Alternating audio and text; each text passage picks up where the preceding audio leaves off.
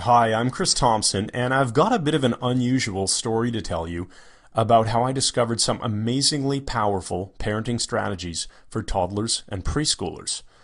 I'll be talking about ways to understand and communicate with your child that you've probably never heard before, giving you the answers to dealing with the terrible twos, poor child behavior, tantrums, and all sorts of other common parenting problems. Some of what I say in this video may offend some of the so-called experts, so I might not leave it up forever. Please watch it while it's still available. I promise it will be one of the most enlightening parenting instructional videos you've ever seen, and I believe you'll be amazed. I have to assume that if you're watching this, you've probably been dealing with a lot of stress or anxiety that stems from being a parent. We love our kids so much, and yet sometimes they can drive us crazy, and their behavior and actions make us worry that we aren't doing a good job of raising them. I've heard from lots of moms and dads who feel like they're failing as parents, and I know you want peace and quiet back in your home, and you're not alone. In fact, you're in very good company. The good news is that you can get the changes that you want. My experience proves you can actually turn things around and really start to enjoy your kids and your time as a parent much more than you are right now. I'd like to help you to make those changes starting right now by showing you some of the most important tools you can learn. Here's more good news. Most of the problems you're facing with your child's behavior are not your fault. Think about it. Kids don't come with instruction manuals. Nobody trains us on how to actually deal with toddlers and preschoolers. They don't teach this stuff in school. And when you're expecting your first child, you may have taken one of those parenting classes. The ones that teach you how to hold a baby, how to feed a baby, and everything baby. Sure, it's important stuff, but it's actually pretty easy when compared to the terrible twos and threes and, as one of my friends used to joke, the freakin' fours. These years are big sources of stress for parents. You can either fly by the seat of your pants and fly off the handle, or you can learn and apply some much better ways of dealing with your kids. Because you're watching this video, you fall into the second category, and you should really congratulate yourself for that. There's only one real reason you don't have the peaceful home that you want with well-behaved children. Nobody's ever given you the right information and the proper tools. You've either been given no information, or even worse, the wrong information. You've continued to apply the correct solution, which didn't work despite it being the correct solution. So let's fix that. Here are the top 4 lessons that every parent needs to take to heart and apply. Number 1, behavior is driven by emotion, not logic. This is fundamental to everything. Behavior for any person of any age is determined by their emotional state. People act from their emotions, and then they later justify their actions with logic. But small kids don't have the ability to use logic, so they act purely from emotion. Say your child won't get dressed in the morning, won't eat his dinner, or won't share a toy on a play date. Your child mentally connects the behavior that you want to some kind of emotional pain. So no matter how many times you ask, your child won't cooperate. Changing your child's emotional state is the key to getting the behaviors that you do want. So how do you change a child's emotional state? I discovered some very specific language patterns to make it easy for your child to feel good about the behaviors that you do want. Once they feel good about it, the behavior change follows instantly. I see so many parents trying to use logic instead. If you eat that cookie, you won't be hungry for dinner. Or, if you don't wear this coat, you'll be cold outside. Or, you need to have a nap, or you're going to be cranky this afternoon. It simply doesn't work. I bet you can validate this by thinking back to your own experiences with your child. Number 2, we tend to overuse the word no when we talk to our kids. You remember the story of the boy who cried wolf, right? The little shepherd boy was bored while watching the sheep, so he decided to cry wolf to make the villagers come running. Before long, they stopped responding to his false cries. When a parent cries no at every little thing, kids stop listening. People, including kids, are programmed to notice differences. If you're driving down the road, you don't tend to notice the normal behavior of other cars or people walking on the sidewalk. But if a car suddenly comes to a stop, Or if a child suddenly runs into the street, you do take notice because something is different. Ask yourself if you say no so often that it has faded into the background and become as ordinary as cars on the road or people on the sidewalk.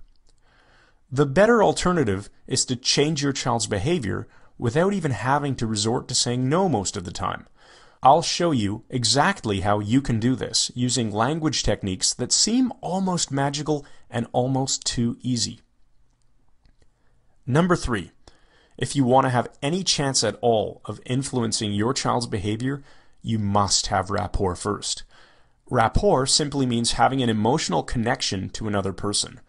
This is why strangers will talk about the weather or gasoline prices. They're unconsciously making general comments that they know the other person will agree with. Agreement creates rapport. It's a natural process we all do in adult relationships. It's as natural as breathing, but we often forget that we need to build rapport with our kids too. If little Samantha is playing in the sandbox at the park and you suddenly announce to her that it's time to go home, you have a huge chance of creating a fight because you missed the first step of building rapport. I'll show you how you can learn lots of ways to create this crucial emotional bridge before you change a child's behavior. Number 4, language is a powerful tool, and there are a bunch of tactics you need to learn to create the outcomes you want. Here's a specific tip. Use positive language instead of negative language. Ask your child to sit down instead of stop jumping on the couch. Ask him to hold his cup with 2 hands instead of don't spill your milk. This is the opposite of how most of us speak, but science has proven that speaking in negative terms and saying what you don't want will actually cause your child to do exactly what you're trying to avoid. You want some simple proof that will work on you right now? Okay, do not think about the color of your child's hair right now. Don't think about it, and certainly don't form a mental image of it right now. See? As soon as you're told not to do something, you at least have to think about it to understand what it is that you aren't supposed to do. The difference is that young kids, unlike adults, don't have something called a critical faculty, which helps to process the negatives in language. I've got so much more information to share. Can you imagine what would happen if you installed a powerful set of communication strategies within your mind? It's not as hard as you might think, and the effects are fast and powerful.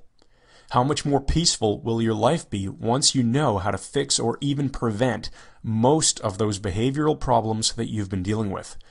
Would you like to start enjoying more laughter and smiles with your kids? Want to really feel like you understand your kids and know that you're doing the best job you can? I want you to experience the joy of a loving, nurturing, and emotionally healthy family life. It's entirely possible for you. I know it because I've helped thousands of other parents learn how to deal with their kids more effectively. In fact, while preparing this video, I was shocked to discover that I've sent my parenting course to parents in 58 different countries, and I'm not done helping people. There are still far too many parents who share your frustrations and need these solutions. I think I should share my own story with you so that you can understand why I feel so passionate about these parenting strategies. As I said in the beginning, my name is Chris Thompson. I'm a proud father of 2 girls named Anne and Elizabeth. I'm married to my sweetheart Vanessa, and we live in Toronto, Canada. My story actually goes back to when I was 19 years old, entering my first year of university, to study engineering, not psychology or sociology. I was a math and science geek. The university brought in a guest speaker who, unbeknownst to me at the time, would change my life forever. The speaker showed us how to use our brains to make powerful shifts in our emotional states, like how to take a lousy mood and turn it around instantly. He also taught us some of the basics of influence, persuasion, and relationship building. This stuff really excited me, and when the presentation ended, I went up to the speaker and asked him how to learn more. He handed me a reading list of recommended books to study, and I've always maintained my passion for learning about influence, persuasion, relationships, and rapport. I got really good at this stuff. I built the right kind of relationships with people in university, and I applied my skills to get a great job upon graduation while others had a hard time. I was still only 22 at this point, and I was too busy focusing my skills on my career to realize that there was a lot more to it. Let's fast forward over the next 8 years. I got married, I applied my skills to make a highly rewarding and unconventional career shift. Then when I was 30 years old, we had our first baby. Anne changed my life forever. Just talking about this is making all the memories flood back of me holding her for the first time. And that first moment, holding this tiny baby of mine, it hit me that I had a much bigger responsibility than ever before. By the time she was entering the terrible twos, my wife was pregnant again with our second daughter, Elizabeth. We didn't need any more stress, believe me. Here's where my training starts to come in, and thanks for bearing with me so far. The challenges and problems that we faced with Anne were very typical. She would say no to us a lot. She would point at things that she wanted and cry if we didn't give them to her. She'd have fits or throw tantrums if we didn't live up to her expectations. I bet you can relate, right? That's when I finally clued into the idea that all of my expertise in building relationships and influencing people would probably work on small children too. The tools just needed to be reworked to fit parenting situations rather than business situations. I started making notes on every new idea that hit me. I'd test them out on Annie the Terrible, and they'd work like magic. Then came the one moment that clinched it all for me. I realized how powerful this stuff was and how nobody else was doing or teaching these ideas. I was in the grocery store with my pregnant wife and daughter. There we were in the checkout line, waiting to pay for our groceries. Anne was in the shopping cart with her eyes at the perfect height to see the candy. I mean, seriously, they must set up the checkout aisles like this on purpose. Kid sees candy, kid asks, then begs for candy, parent says no, kid freaks out, secret camera captures it all, and you end up on YouTube. Well, as you can guess, Anne really wanted this chocolate candy called Smarties. The packaging is brilliant. You simply can't miss them. She smiled. Oh yes, it always starts that way. Then she pointed at them and said in her cave child voice, "Want this?" My wife started to say no to her, and I could literally see the meltdown beginning to take shape. Her lips started to quiver. That's usually the clear sign. Thank goodness I was quick on my feet that day instead of staring down at my BlackBerry. I quickly tested out a new technique that I'd been perfecting. It's called the distraction method. Yes, I know, very fancy title. It's an elegant technique that starts with something we already talked about, building rapport. If you forget this step, you're in trouble, seriously. But nobody's teaching this. Anyway, I built rapport and used a special distraction technique to completely avert the meltdown and the walk of shame over to the parking lot. What a relief that was. I took the time to take my communication skills and adapt them for use with children. What I developed is a unique, effective toolbox for parents. Nobody is teaching this stuff. Terrible twos? How about terrific toddlers instead? I've always been a natural teacher, so after experimenting on my own kids, I started working with other parents. The results were truly spectacular. Parents no longer felt like they were out of control. Kids started to behave better. The results were fast, and best of all, the strategies I teach maintain a child's dignity and actually help the child understand how to make better choices. I turned all of this into a course called Talking to Toddlers. The techniques that you'll learn will work on any age group. I always chuckle when wives email me to share stories about using a technique on their husband. But the examples are really geared towards the 2 to 6-year-old age range, so not just toddlers. My course is unique because it's the only program that breaks down the science of communication and applies it to kids with a parent-approved emphasis on creating positive influence in children. Here are just some of the techniques you'll learn. Get your kids to say yes instead of no. If you find yourself successfully using the same strategy on your spouse, coworker, or boss, you have my permission to blame me. Quickly kill that bad mood. I'll show you how to use natural emotional cues to install a magic button that you can push to change your child's mood.